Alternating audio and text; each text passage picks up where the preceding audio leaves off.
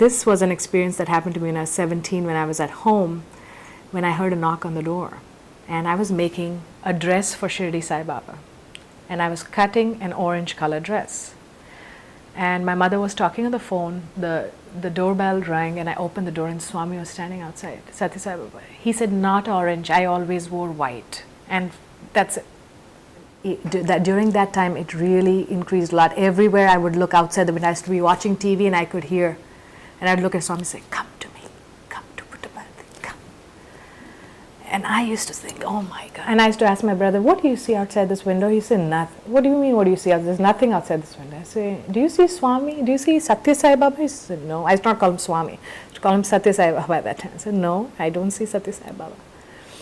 So these experiences grew so much, I used to write to my mom. I say, you know, I don't know who this man is, but he's bothering me. The last 2 years, he's not left me. I used to see him, I was a lab tech, I used to be working on my experiments, and I would see him in front of me. In the form? He would just appear in front of me and say, I have come to save you, come. You weren't daydreaming, this was... No, I would not want to think. He was not somebody I worshipped or was devoted to in any way. It's been such a blessed experience for me, this entire thing of knowing God, not through a temple or through any kind of education or through any kind of other teaching, but knowing God through your own self. I think. And why did you feel comfortable saying yes to the request to record your story today? Swami asked me to. Swami said, this is a very important task. I have asked him to do it. Please pick up the phone and to say yes to him. Holy man Sri Satya Sai Baba now is the total focus of Seema Dewan's life. Seema is the author of Sai Darshan, Living in the Presence of God, and other books. This is part 1 of a series of 12+ interviews Sai Baba instructed her to give to Souljourns. Welcome to Souljourns. This interview was recorded in Canton, Ohio in 2002. I realized as a little kid, I was different in the sense I loved being in the presence of God, being in the presence of goodness. It could be a church, it could be a mosque, it could be a temple. I was drawn.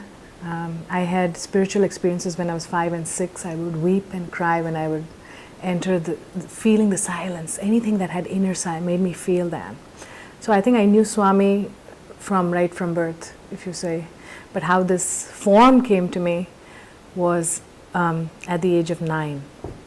And that was the time my mother was suffering from an ailment. She was very young actually at that time. She was 35 and my dad had just gone through a heart attack. She started getting anxiety attacks, severe anxiety attacks. And one of my aunts who was visiting Swami during that time came and gave her a pendant of Swami. And the next thing you know, my mother put the pendant on and her anxiety attacks significantly decreased. They didn't go, but they were decreased. And at that time he was visiting Bombay 2 or 3 months later. So she went with my dad to see him and got this photograph of him, which is in the Sai Darshan cover book, that's why I put that in the book. And I remember seeing it the first time, and she put it up on the wall. I said, who is this man? He's got a very handsome face, but very funny hair. You know? And she told me he's God. And at that time, I was already introduced to Shirdi Baba. And when she told me that he's the reincarnation of Shirdi Baba, I did not believe it because I was too small at that time, and I thought there's no resemblance of face or features. But that was my first initial seeing of Swami. I started seeing Swami as a little kid, visiting him whenever he came to Bombay. I would go to visit him. And the first experience I had when I visited him in Dharmakshetra was, I remember we had to get up at this ungodly hour, 4 o'clock. I was very angry, tired. They made me take a shower early in the morning and go. And as soon as we entered in, bhajans were going on. And particular bhajan, Vittala Hari Vittala, Panduranga Vittala Hari Narayan, that bhajan was going on. And I was 9 years old and I stood outside and wept. I don't know what it was, my hair, I was feeling the vibrations. He had not even come down for darshan that time. And I saw him as a little dot, right from from the back. There's a crowd of 30 to 40,000 people. I felt intense love, and the way of singing of the bhajans and the purity I was feeling. I don't know. I just knew I had come to the right place. I didn't know whether he was my guru at that time or whatever, but I just knew. I felt extreme love. That's what I felt, and that was my first experience with Swami. You were 9? I was 9 years old. And Did your family live in Bombay? Yeah. over the next 10, 15, 20 years, how did your feelings about Baba grow? Oh, there was a lot of mixed feelings. I would go to see him in Dharmakshetra, and at that time, Swami would drive in a Mercedes. He would live in a beautiful lotus bungalow, and you're living in a city of Bombay where you're seeing so much poverty.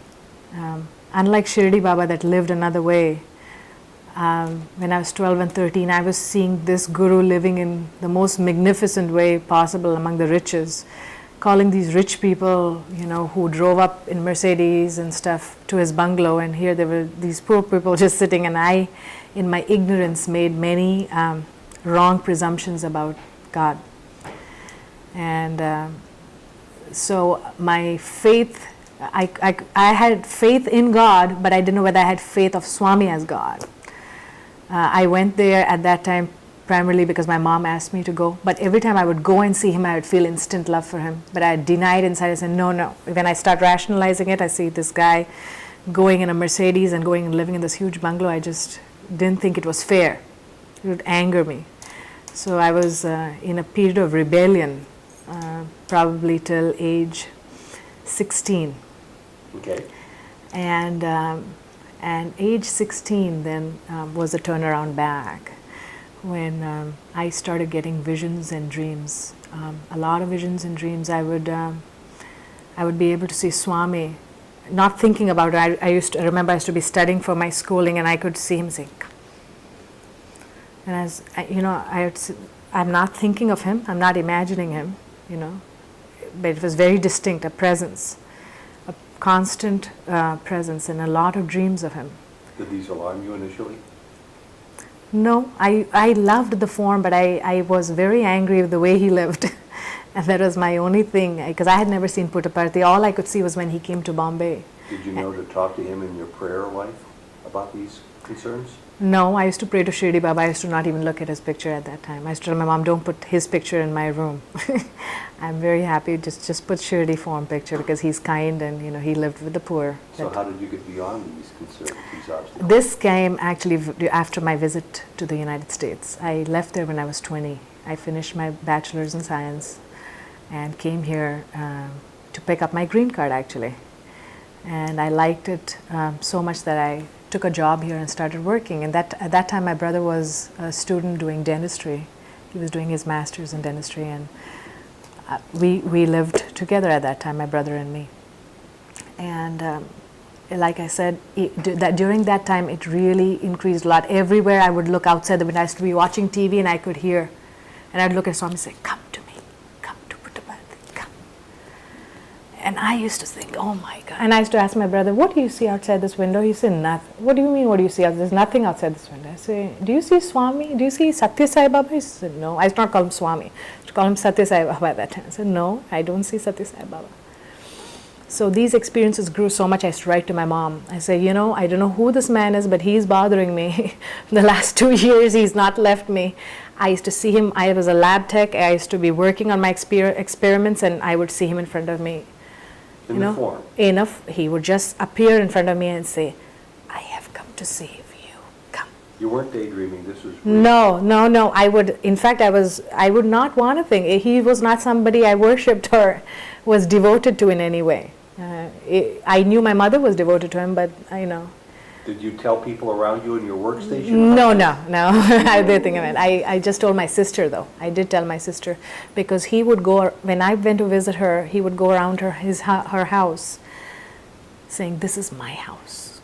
And she's the editor of all these books now, and she's so much into Swami, and literally her house is his house now, and that's why he used to say, "This house is my house," And I say, Sai Baba comes to your home and says, "This is my house." She said, "Really?" Because she wasn't in it either that time. This is, in 1986, we're talking about 1987. So finally, I was going back to India for my brother's wedding. And I wrote to my mom, I said, find out when Satya Sai Baba is coming to Bombay. I'd like to see him, because if you see someone every day when you're not thinking of him, internally I started saying, who is this person, And so my mother said, he's going to come in May, and I was going in May. Suddenly he came in April, and he visited Bombay and left before I could come. And I was disappointed. And I said, okay, I skipped an earlier part of my life when I started getting the dreams and visions. At that time, I used to love to build altars since I was a little kid. I love beautiful altars. I must have been a temple builder or a church, And at that time, I had different pictures, of all different forms, all different gods. And my mother had put Swami's pictures too. And I used to pray, and Amritam you know what Amritam is? It used to fall from all the pictures, and Swami's pictures specifically, and it used to come in the shape of a snake, a hood, and the body, long body. That would be the shape of the Amritam, then the drop would fall. Okay, I had a lot of kumkum, the red powder, all materializing in that whole temple when I was 16, 17, was filled. Every picture materialized, especially Swami's. Okay, so I had seen a lot of materializations, but I didn't again connect it to Swami at that time. When I came here, when I was returning for my brother's wedding, I went back, and my dad got very sick. He suddenly got a heart attack. His third attack, and I was supposed to go see Swami on the 6th of July in Puttaparthi. I bought my tickets. I was going with my mom, and that time my dad didn't have an attack when I booked the tickets. On the 6th of July, I'm contemplating in the morning. My dad is in the ICU. The doctor said he may not make it. Should I go? This voice, come. You have to come to Puttaparthi. I'm saying, how can I come, Swami? It looks so, what is this? It's almost, it possesses you. It's a voice that drives you, that you have to do it. You don't rationalize. Swami gave me a sign that you're telling me this, that it's okay for me to come, and I'm not going to lose my father while I'm there, because that'll hurt me. And when I went back home, Swami's entire picture was dripping with Amritam. It was right on the top over there, sticky fluid. I said, okay, so you've called me. And that was my first trip to Puttaparthi. While I was going, my mom didn't come, obviously. I went in a group. And we went in a train together. When I got down there, as soon as I got down from the station, I looked at the sky. The whole sky was Swami. You have come. Now it sounds, here you are, you're trying to say, I'm not mad. I'm living normally. What is this part of my life that I cannot rationalize? So I'm telling everybody, what do you see? Well, the sky. I said, okay. Yeah, they see the sky. They see the sky. The whole sky was Swami. Come. You've come. You've come. On that particular day, we arrived at about 6 o'clock. The bhajans were over. Bhajans were going on. Swami sits in the chair for bhajans, then comes out after. On that particular day, I came and I stood out and I said, Swami, you just gave me a darshan outside. If this is true, you're going to come out and give a normal darshan right now outside at 6 o'clock. Guess what Swami did? He went out to the women. He came out from the chair. He started collecting letters, went women's side, men's side, which he never does during bhajans. And I'm standing because I have my luggage. I've just come from the station. I'm standing there, right? And he does. And people are looking back like this, like, Swami leaned to bless. I know you've come.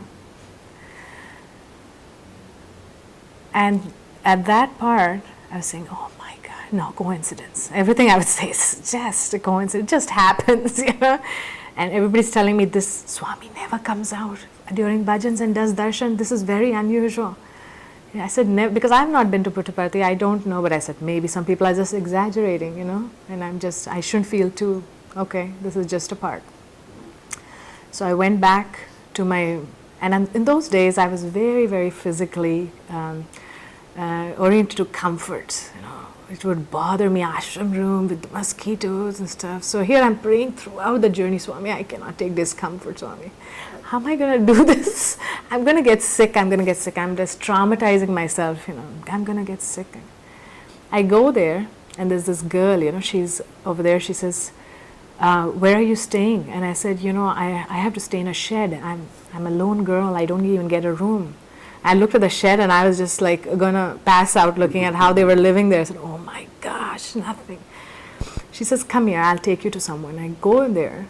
There are these two old ladies that own a huge marble bungalow. Huge, beautiful bungalow with bedrooms where you have, everything. It's all furnished with dressers and, beautiful beds, geysers and hot water and bathtubs. And there's a very wealthy devotee that lived, I think, in the West Indies or something, that built this bungalow for the devotees that come from West Indies, from that area, who can come and live there.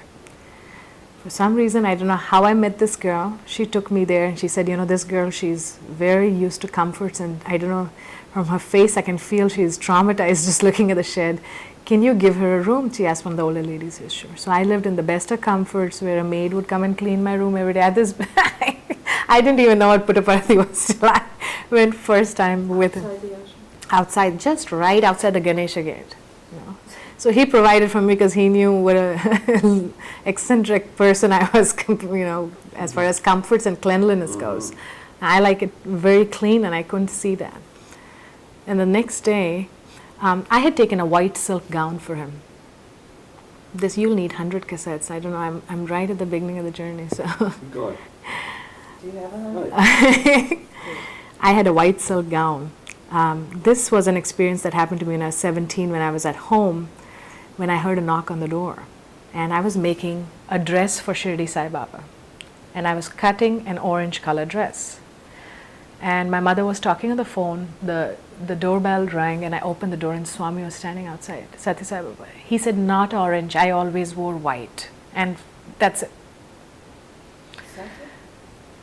And I stand, and there was nothing.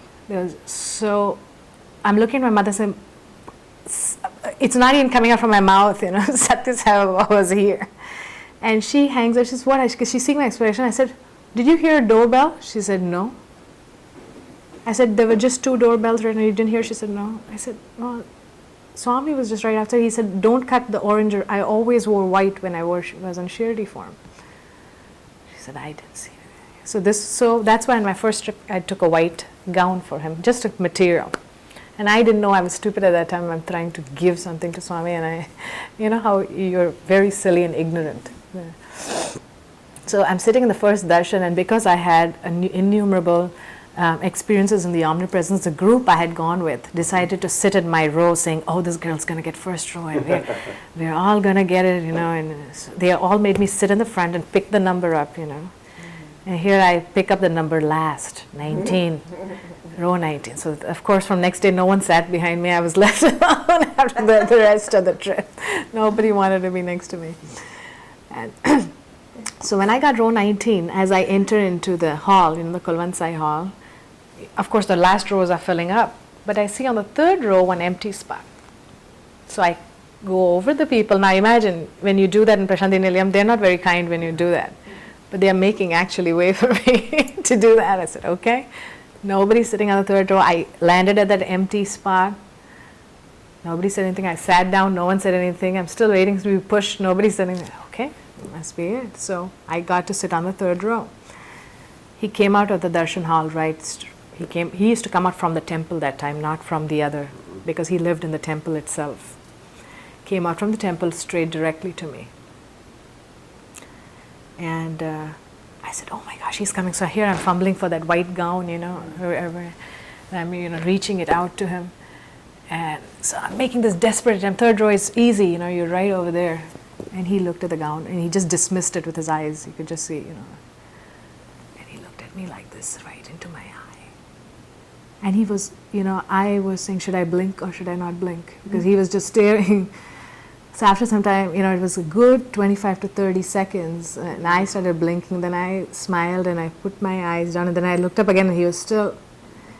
And it's coming And I'm hearing Sai Darshan, Sai Darshan, the vision of Sai, which means the vision of Sai. I'm saying Sai Darshan. Am I hearing this? And I looked at people, people are not reacting, but I can, it's not coming as words to me, but every nerve of me is saying this as he's looking at me. And so I leaned out and said, Swami, please take this. And he looked at it again, dismissed it, looked at me, and then went back. So it was a good 1 minute, 1.5 minutes. He just stood there. Did he take it? No, he didn't take the camel. No, and I never offered it to him after that because I knew I was being silly. But at that point, something happened where I felt, where all my, things that I had felt about him previously dissolved somewhere. And I was just filled with love for him. I had accepted him as my teacher. I said, this is the person I'm following. What happened in the 1 minute, what I received, I don't know. But I do know I felt instant love for him. And just unconditional, what you would call forgiveness of what you felt at the previous, there were no judgments left. How many times had you been back to see him since that particular time? Since, this was my, I think, the 7th or 8th, 9th trip, I would say, from that time. This was 1990.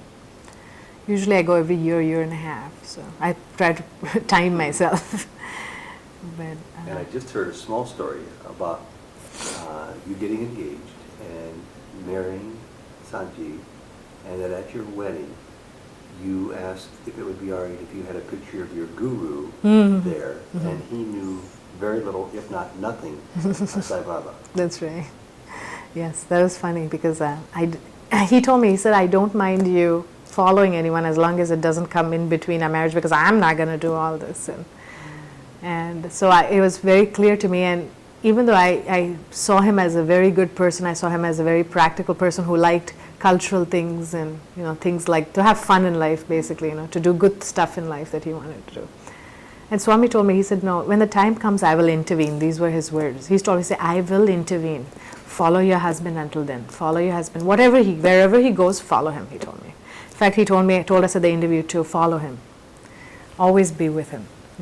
So it always comes in time because Swami said the role that you play as a wife itself will make him question who you are. What is it that where is the strength that you're deriving from? And that automatically will lead to me.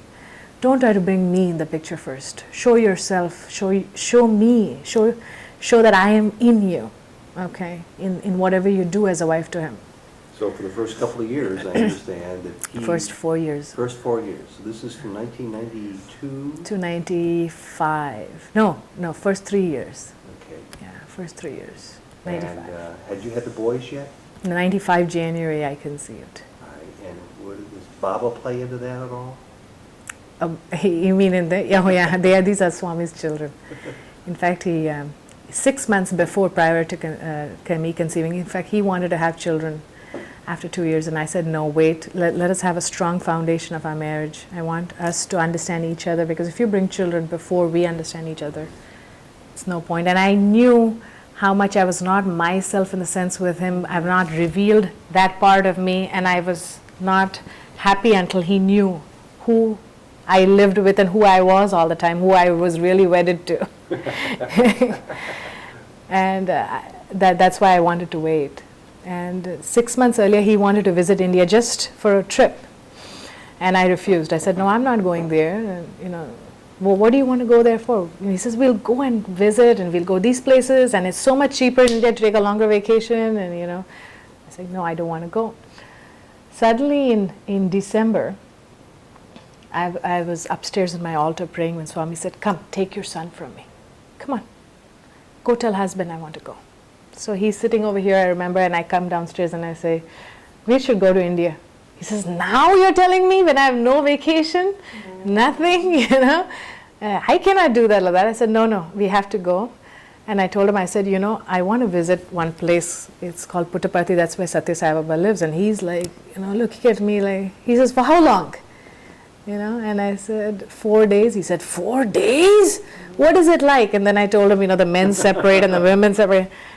I cannot live like that, he said. He said, I can go 1 day, not 4 days. And Swami said, you'll come 4 days. So I went upstairs. I said, see, Swami, you're being overruled. You told me 4 days. He's not agreeing. Swami says, will agree. Don't worry. Go. So, I went downstairs and he was looking at the wall thinking something. And then I came downstairs. He goes, you really want to go, don't you? I said, yeah. He said, would it make you happy if I took you 4 days? I said, yes. Okay, we'll go 4 days. So that was so that was Swami calling Sanjeev actually, so that he's introduced to who he was. And at that time, that was his first trip. And when he went there, he was very, very happy. When he left there, I've never seen a more frustrated man than him. In fact, his whole personality had changed because he went there saying, okay, you go meet your guru. But by the middle, somehow it had become his. And now Swami was teasing him because he would come every day to me and give me pada namaskar and give me blessings and pass him. And just aggravating him so much to the point by the 4th day he was not talking to me. He was so angry, he was just not talking. He said, this is your God, he loves you. And I'm not even coming for darshan tomorrow. I was praying to Swami saying, Swami, you're not helping this marriage. It's just becoming worse and I can never make him love you. And actually on that day we had a wonderful experience. There's a Lord Shiva temple where Swami's birthplace is. The one who gives the aarti to Swami now, Mr. Bhatt, who's the priest there, his son somehow, when I used to go there every day, he wept on the last day and he said, I don't know, I feel an intensity. When you come, there's something, I want to take you to my home and make you meet my dad. So he took both of us there and, he really wanted an interview suddenly in the midst of all these 4 days. You hear interview, yeah. Sanjeev wanted an interview back.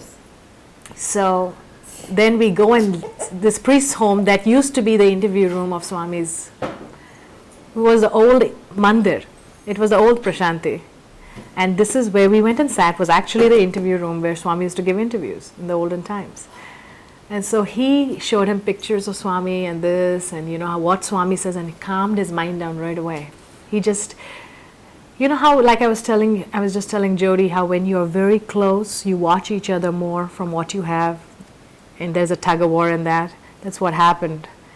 And so when a third neutral party came into it, it was just like a relief for him, like, okay, it's not something I have or don't have, So he was able to go to darshan next day, and it's just his process of going towards Swami started right at that trip. I was surprised, actually. I kept telling him, why is it so important for you to Swami to look at you? You didn't even feel anything when you came before him. It was just an absolute, How long was it thereafter that the serious notion of becoming pregnant? Oh, okay. Actually, Swami told me to come to receive the child. On January 27th, I received the child just by his touch. He told me, I will come to you and you will do a pada namaskar, you will receive the soul, and I will come and bless you. And so on January 27th in the morning, he told me, wear a white sari with a red, exactly what I'm supposed to wear. The morning I did that, and he just passed me, and I was very disappointed. I said, what is this? Is this a fiction of my imagination? He just passed me. In the afternoon darshan, I got the 3rd row, and some lady just got up from the 1st row and said, come sit here. Okay. I said, why? She said, just come sit here. So I said, okay. So I went and sat there. After a few minutes, some relative came in the front, she's supposed to be a VIP, so they asked me to get up since I technically didn't get by token the 1st row. And here I have waited 4 hours, and Swami is just going to come out, and they're asking me to get up. So I had tears coming down my eyes, and I'm closing my eyes, and I'm saying, Om Namah Shivaya, Namah Shivaya. I said, I'm not even going to look at these people, Swami. You have to make them know that you made me come here. Swami, I've been waiting for you for 4. This is a very important day. They don't know that, Swami. They don't know that.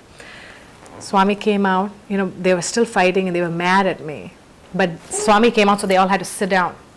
And he cut across and came straight to me and stood in front of me. And here there were tears coming down my eyes still, so I'm not looking up at Swami. I'm saying, I should not show him I'm crying. I should not cry in front of Swami. So the feet are just standing over there. So I took, the namaskar like this, and I'm just sitting there, but the feet just are not turning. They're just over there. So I slowly, looked up, and this was the most precious expression he had on his face. He had tilted his head on the side and he was smiling like this, like, what is it? Why are you crying? Did I not tell you I would come? And then he showed me his feet, again lifted his gown. I did his namaskaram properly and he touched my head. That was the day I actually received Karan and Krish. Wow. 2 days later, we were supposed to go to Kodaikanal. And Swami said, while going to Kodaikanal, you must go to a temple. It's called a Meenakshi temple, which is Mother Parvati's, Lord Shiva's wife's temple. You must go and take your blessings. As soon as you take your blessings from there, your entire work will be complete. Your womb will be full, he told me. And little did I know when he said womb will be full, I had two. So when we went to the temple there. At that point, even, it was getting really late and we had to climb up the, what they call ghats over there in India. It's like, you go to Hawaii, climbing up the mountains. He said we shouldn't drop in. If it does, it'll take 2 hours away from our time and we'll get late, and I don't want to be climbing in India, the drivers, the way they drive. And I kept saying, Swami, please make him say yes, make him say, yeah, I have to go there. And suddenly he again, looked at me and said, okay, we'll go just for 1 minute though, okay? I don't want to spend too much time. I said, okay. So just like Swami's husband is husband. So we went there and a guide came out running as soon as we went there. I had not even got out of the car. He said, you want me to take you straight to the deity? There was a line of about like 1,000 people who were standing, long line. This is in Kodaikanal. No, this is in Madurai. Oh, we are not yeah. still going to climb up. Yeah. So I went. He took me straight. Like he said 1 minute, it was 1 minute. I was straight able to go, touch her and come back. That night, at about 2 o'clock, I was deep asleep when I saw a huge fire, and the fire started taking the form of Lord Ganesha. Okay, it was, and you know what Lord Ganesha is? Lord Ganesha is the highest form of your intelligence that removes the obstacles. Okay, it took that form. Okay. And it started falling on me. It was so bright. It had the intensity of like 1,000,000 headlights that I was doing like this in my sleep. And it started falling. I was deep asleep. And then in the end, it was just like, like how a lightning would be. Just like a zigzaggy light, and it entered my abdomen. I got up, it was 2:10, I remember. I was sweating. And that was their entrance into the womb. Swami said, you actually witnessed it. And I saw him sleeping and I woke him. I said, did you see a very bright light right now? He goes, no, go to sleep. He's tired. I said, my gosh, what was this? And that is my exactly date of conception of these two. In the Christian tradition with Mary, the mother of Jesus, that was called an immaculate conception. It sounds that way with you. Not the only story of that. No, there may be many like that. And when did you first realize that what you were conceiving wasn't just one, but two? Oh, that was on May 6th, actually, on Ishwarama Day. I got to know my ultrasound. On May 4th, I had a dream of Swami where he came and he distributed sweets. He gave me a whole bunch of sweets and he said, distribute it. And I said, Swami, can I keep one? In my dream, he said, no, distribute it. Because in Indian custom, the mother of the girl distributes sweets. Especially, it's an Indian, because of they love to have boys in the family. That you distribute. In the event a girl is born, usually the mother gets gifts. In the event a boy is born, they give gifts. Okay, so he was saying, distribute it. Swami, can I keep one? No, distribute it. No, distribute it. And that was the end of my dream. I felt very bad when I got up. I said, Swami didn't give me one prasadam. He just told me to give it away to everyone. And 2 days later, next day they told me that your results are not coming good and it could be possible that you have a child with a Down syndrome. And that you may have to, So they asked me to go to ultrasound. And as soon as I got the ultrasound, there were two. That's why my results were coming twice the amount of everything. So. And I understand that those two lovable boys who are upstairs sleeping right now were never from the very beginning meant to be your children. No, Swami told me from the day one, actually, that when I delivered them, Swami said, having them is going to change your life because you're going to give up a lot of things. Swami says, you're going to have a lot of time to realize who you are, to teach them who they are. And so I had a period of isolation, which I still continue, and I've grown to love it now, because I cut off basically all the things that I love to do, friends and going out, doing anything like that, I cut off, and I just immersed myself in duty. Completely. Swami says, discipline, duty, constantly what you need to do as a wife and a mother. Every day, he will, even to now, ask him, however sick I am, I will clean the house every single day. He says, this is a temple. The outside atmosphere reflects what you are inside. The organization of thoughts occur what you see outside. There's not one duty, however sick or whatever I'm feeling, that he will ask me to bypass. So no, it's just the body, it's not you, it's just the body. And in that discipline, being with them, teaching them at every point. Swami says, at every point, I do not want you to give them a toy to play with. That here, you do this while I do this. Don't teach them the wrong thing for you to be free.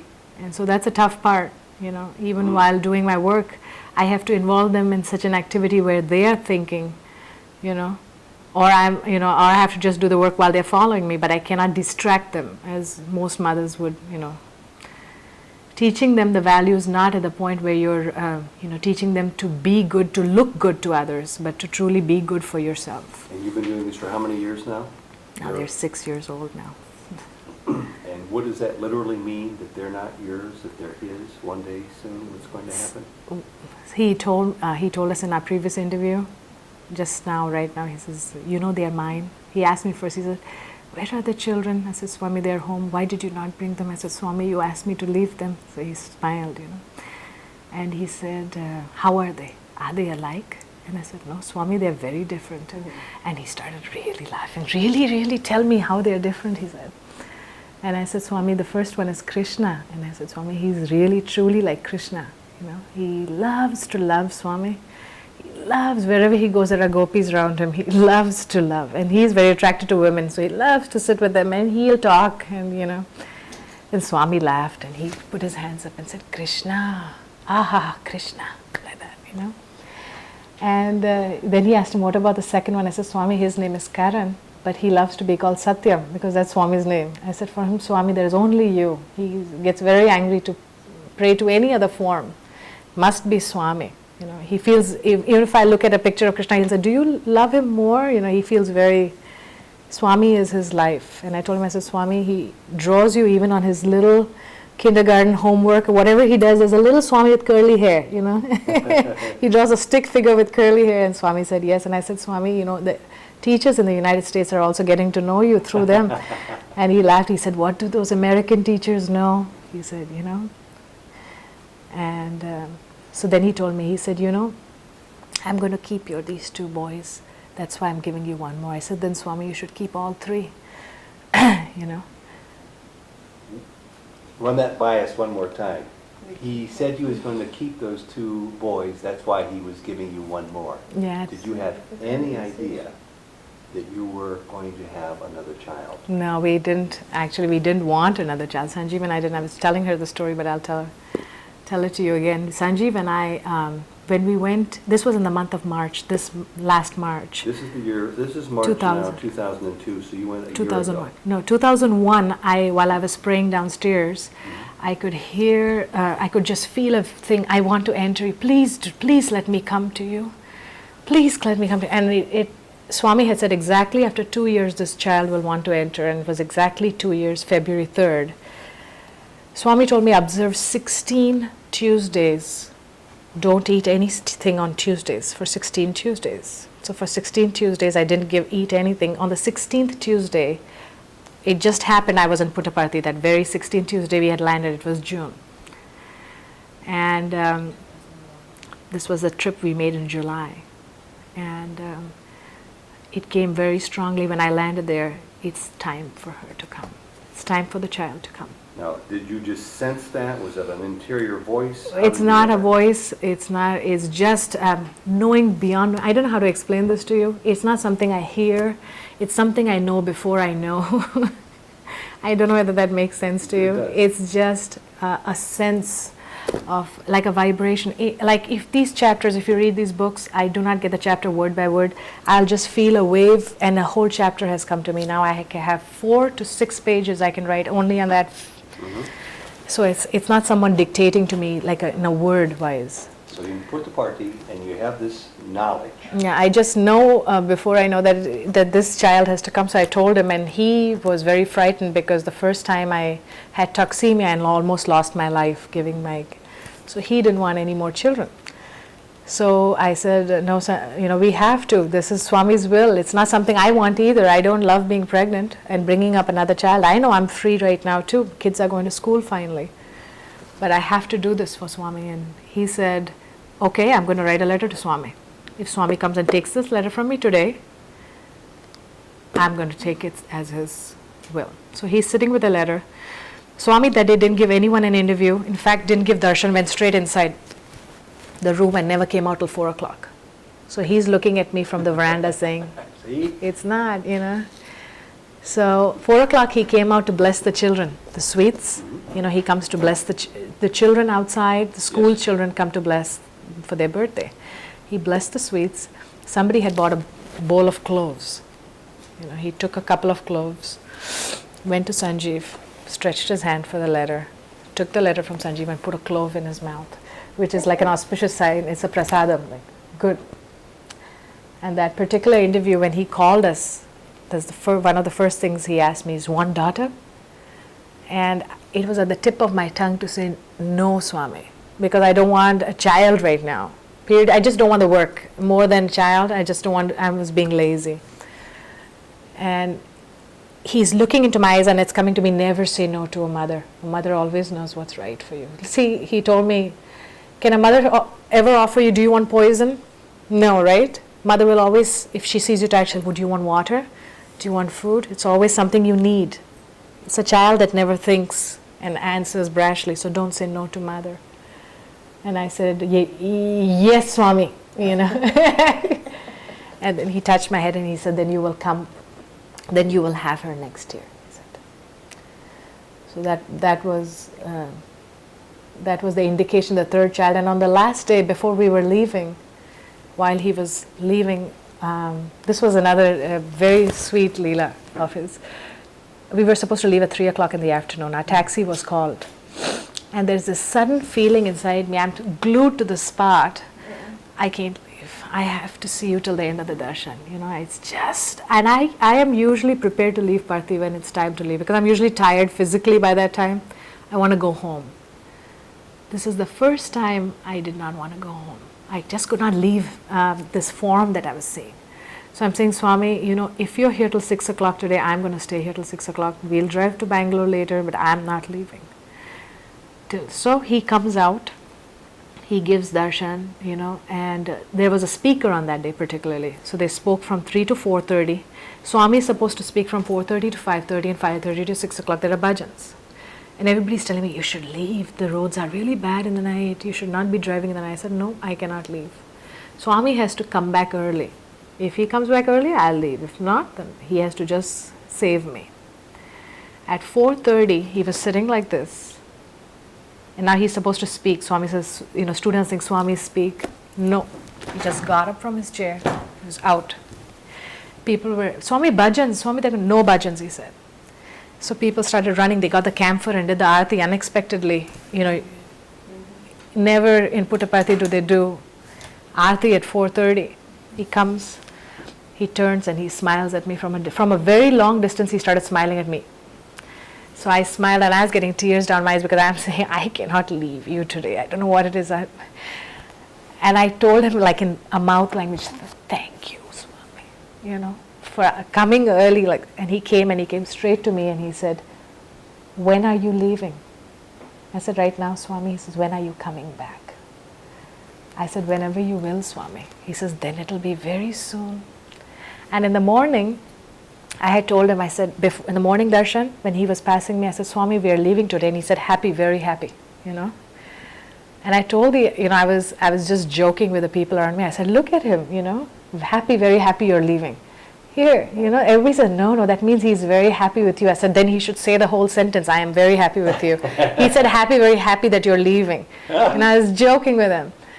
So at the end, on the evening darshan, when he goes, he said, then you will come back very soon. And then he looked at me and he said, you know, I'm very happy with you. And he went ahead. So, you know, he brought it to my attention that I was there in the morning when he was speaking that. And it just filled me. And, you know, I counted on that. I said, Swami, you know, with 2 kids, I cannot come back and forth every 2-3 months. It's not that and you know the kind of duty and the routine you have put me through. But see, if his will prevails, in 5 months I was back there. 5 with this past summer. So this was last March when he told you this. No, this is July when he told me this. Oh, okay. March I had just got a thing that the That you were gonna child, have a yeah. child. But obviously, that was not an immaculate conception, or you would have had a baby 3 months ago by my calculation. So when's the baby due? The baby is due in June. But what happened, I'll tell you a little bit about.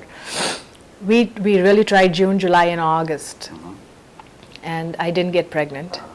And then I was very happy that I didn't get pregnant. In fact, I was extremely joyful every month. I say, okay, very good, this didn't happen, Swami. Maybe you changed your mind. And I told him, I said, you need to go and get your surgery done. See, it's Swami's will. I'm not getting, you know, pregnant. So, you know, we decided not to do anything till he had his surgery, a month and a half. And so, you know, I didn't even have the slightest indication that I could get pregnant. What surgery? A vasectomy. Okay. Okay. All right. Just so we understand. Okay. Okay. And so he was scheduled for his vasectomy 2 weeks later from when I found I was pregnant. This is, I had a dream that morning. And that morning at 4 o'clock, Swami came and he sat down on a chair. He got up and started walking. I ran and I followed him. Nobody stopped me, and I was surprised. When I reached him, I said, Swami, I could reach you and no one stopped me. And he said, he looked behind like the curtain and said, that's because you're following truth fearlessly. Come, he told me. So I went and I sat down, and there were these 2 very pretty girls dressed up in Indian bridal wear. And he was just looking at them with love, and they would look with love. And I'm sitting far from them saying, my, how precious this love is. Look. You know, the stupid feeling of receiving love from him is nonsense. You can receive love just looking at him. There is no other, Swami, you're right. You know, I'm telling him. As I thought that, he said, come here. And he said, sit on my lap. And I told him, I said, Swami, you know, women don't sit on your lap. You never make them. He said, no, come sit down on my lap. So I sat on his lap. And then he stared at me. And he stared at me, and like a wave of feeling would come inside. Like a very strong feeling of love. And I told him, I said, Swami, I've never felt love like that before. Even my mom and dad, my husband, no one. And he laughed loudly. And this went on for 3 hours. Till about 8 o'clock in the morning, he would stare at this. And while I was sleeping, I'm feeling this wave. I got up with it, in fact. And that afternoon, we went out to the mall to shop. And we went and sat down at food court, and the smell of the foods were bothering me a lot. So I told him, I said, let's go back. I'm not feeling too good. I'm feeling nauseous. So, you know, we just came back home. And I came back home, Swami said, go do a home pregnancy test. So I'm laughing and saying, Swami, how can it be? You know, I can't be pregnant. Swami said, go. So I had a previous home pregnancy test, which I was for June, July, and August. I had 1 left. And I did that, and it came positive. So now I have to go and tell him that the scary part, he's on the computer, you know. This is after his surgery? No, this is just 2 weeks before his surgery, but you know, from when you have not done anything for a month and now you're thinking, how is it that you can become pregnant? So he's sitting on the computer looking at stuff, and I'm saying, you know, I have to tell you something. He says, yeah, later, I have to go through this. I said, no, right now. So he comes and says, what? I said, I'm pregnant. He says, yeah, He goes, right? He thinks I'm joking. So when he knew I was really serious, of course he picked up the phone and we called Timken Mercy and got a blood test done right away. And it came positive. Then someone told us, that sometimes you are pregnant a month before, and you've just still got your periods, and you still maybe, pregnant from the previous month. But when they found the ultrasound date, it was exactly the date I had the dream. It wasn't a month and a half back before. So Everything was arranged so you would know. yeah. How did you get Without pregnant? question. How did I get pregnant? That's what it was that dream. It wasn't, I shouldn't call it a dream. That was the reality. It's something Swami gave me without the need of, like I told him, I'm always married to truth. I've never been married to, even our relationship as husband-wife is so much on the basis of, basically we are spiritual partners with each other, guiding each other, watching each other's thoughts. That's a real nice thought. That's our marriage right now. What about the boys? When's Baba going to claim them? They're 6 now. How long will you wait? Swami told me this interview that it's going to be very soon, A year or 2? probably a year or 2. What will that mean? They have to do their work, what they have to do. I have to What will you do continue. with them? What will I do with them? I'm trying to draw you out. Without What's them, the- you mean? No, what's the plan with them? Will you take them to India? Take them to India and they study there in Swami school. They will study there, and then Swami has to do whatever he has to do. My direct responsibility goes at that point. And how do you feel about that? Wonderful. Very happy. I brought them up for that purpose. For me, I always told Swami, I said, I want to have children, not for me. Even for this child, he told me, what kind of soul do you want? He asked me at the interview. The daughter. Yes. I said, Swami, Durga Swarup. What is Durga Swarup? He said, Swami, mother with love. I said, Swami, bring a soul that has so much love that it liberates this world with love, Swami. It should be a teacher of love. And he said, This sounds like it's going to be a very special baby. so this was, for me, this is my, if I hold on to them, I have never loved them. If I release them for everyone, I feel I've done my job as a mother. So the boys might go by the time they're 7 or 8 to start Probably. the school program there. You'll say goodbye to them. You'll continue to live here in North Canton, Ohio, USA for a while? Yeah, I have to. My husband's here. Swami doesn't allow a wife to stay away from, if you're staying away from your duty and not having the faith that he's taking care of your kids, he will return them back to you. Do you have a name for your daughter yet? Yes. If we have a daughter, we're going to name her Sai Karishma. Karishma means miracle. Swami's miracle. And why do you say if? Because Swami kept telling me in the interview, I can change boy to a girl, girl to a boy. So I said, Swami, whatever you give me, and I don't want to interpret what he said in case Sure. I don't want, to play with fates of so many people. Or attachment. Yeah, no, whatever it is, I told Swami, he says, I said, Swami, whatever you give me is okay. He says, why? Why do you want another son? You already have 2. I said, okay, Swami. He says, no, what do you want? I said, Swami, I really don't want, whatever. No, what do you want? He said, 3 times. No, tell me, what do you want? I said, Swami, okay, I want a daughter then. Want. You have desires still, he told me. He pulled you out. Forced you to say that. Do you have a boy's name? No. And there's lots of talk about babies being born in this era who are special. We all think our babies are special. This sounds like something extra. What do you feel about this? I don't know. I see, for me to think is to go ahead of God. I have given up thinking long time back. I don't know what it is to think anymore. I just follow what he says. I don't analyze it. Sometimes when he tells me to do things, they don't work out the way, a normal person would perceive, but I do it anyways. It doesn't matter to me. I have liked this life of no thinking. Is your mother still alive? Yes. Did she ever think you were strange? She used to tell me when I was a little girl that there's something you've come for a task and I don't know what it is. But Is she a Baba devotee? yeah. She's the one who encouraged me to see Swami. Initially, in Bombay. She's the one that told me, you must see him. He is the Shirdi form. It is because of her, you know. So Where does the- your sister live in? Sister is in Arkansas, Fort Smith, Arkansas. And now she's moved to Evansville, that's right. She just moved. She just had a move, Indiana. Yeah. Good. Well, we'll come back to your pregnancy and your boys and your girl, it sounds like, in a minute. But one thing we haven't talked about yet is Baba has talked to you a whole lot since you were 9.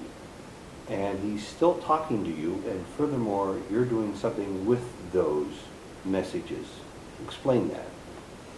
See, that's if I had started writing at the age of 9, I don't know how many books. I think the publication people would have had trouble. So when did you start copying down your... 1997 July. and what prompted you to do that? These there used to be profound statements that used to come in verses.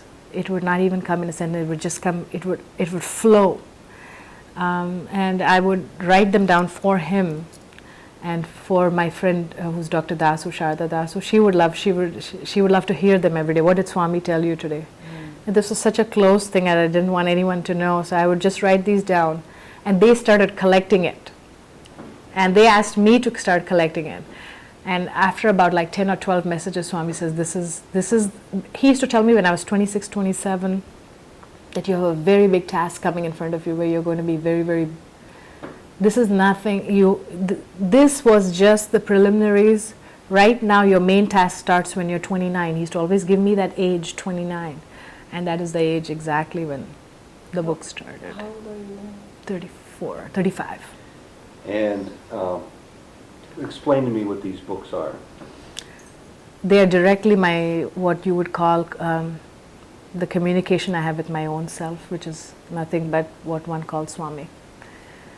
Everyone's Swami, but that which has no attachment, that which just comes without any analysis, without any kind of teaching or experience. It's I could say these words are me. It doesn't describe me, they're one with me. It's not something that shows anything of me. They're you, they're me, they're everything. And is it becoming clearer to you now, since you started writing these and you're continuing to write these, what a principal message might be, what a principal warning, admonition, or just plain old communication might be through you to others? Are you still See, working? these are the Vedas. Are you familiar with the Vedas and the Upanishads? Yes. The Vedas and Upanishads were written in the language Sanskrit that is not accessible to the world today. That is not the language that is spoken by the world today. The common language used in every part of the world is English. And so Swami told me, he said, I have come to foster this very teaching, but it is going to come to you in simple language where every common man will understand. It comes in English? Yeah, it comes in English. And had you been much of a student of the Vedas in your earlier life? Is this new to you through your communications, your interior dialogue with Baba? Or is some of this familiar to you because you studied it or you were exposed to it as a child? I was never exposed. In a sense, I lived these words without knowing them. I was never an avid reader, nor I was a writer. I just lived these words and experienced them since a little child. So when they came to me, it came to me as me, my own self. It's me. It's nothing as something I had to teach or impart to you because it's you, and it's you. So these are the Vedas in English form. Yeah, in simple. That's what Swami explains them as. And what do you envision your future role being? He has to guide me on that. I take one day at a time. Swami says, always look at the present moment. So I don't envision the future. Wherever I am with him. I am with him now. And I'm sure I'll be with him in the future too, because my only life is Swami.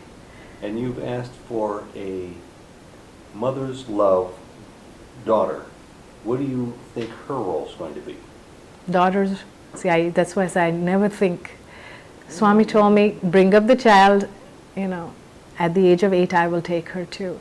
So that's my role. My role is to change my own self, to bring myself to my own self. while doing that. That is my task. I've never given them anything during this aspect. In fact, I touch their feet usually when they're sleeping, because I know that they are my little mini gods that brought to me my own self. We're down to the last 4 minutes on the tape, which is auspicious because I suspect you have 4 minutes worth of final thoughts. Oh, thoughts again. Not No present, thoughts. not future thoughts, No present thoughts. What? Just summarize, if you will, with whatever words come to you, where you are. That's what I don't want to know, where I am. Whatever you'd like to say. Yeah. See, it's been such a blessed experience for me, this entire thing of knowing God, not through a temple or through any kind of education or through any kind of other teaching, but knowing God through your own self. I think that has been the most profound thing, and it makes me look at each one of you as God. It makes me look at the tree as God. It makes me look at the wind as God. It makes me look at the sky as God. Everywhere I go, I know I'm surrounded. I am in Him. I am in the womb of God. You know. And why did you feel comfortable saying yes to the request to record your story today? Swami asked me to.